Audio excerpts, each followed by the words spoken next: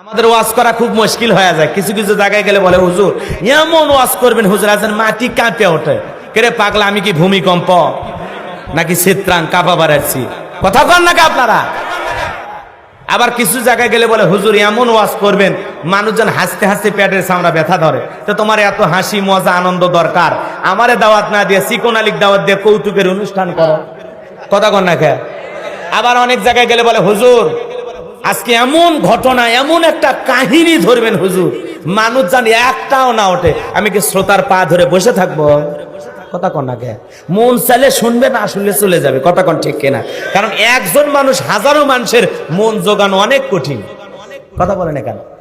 আমরা স্বামী আছি, বইয়ের মন জোগাইতে পারি একটা, আর এতগুলো মায়ের সন্তান আমি কি পারবো সবার মন মতো ওয়াজ করতে? এই যে মাদারীপুরে গিয়েছিলাম, কয় হুজুর আজকে এমন বয়ান করবেন মানুষজন চোখের পানি ছেড়ে দিয়ে কাঁদে। আমি বললাম পাগলা রে, বাপ মরে গেলেও কাঁদে না। কথা কন না? বাবা মারা গেলেও কাঁদে না, ও হুজুরে ওয়াজ শুনে কাঁদবে? কাঁদা কি অত সহজ? কথা কন না? তাহলে মলম সাথে নিয়ে মাহফিল তার সালে। কথা কন ঠিক?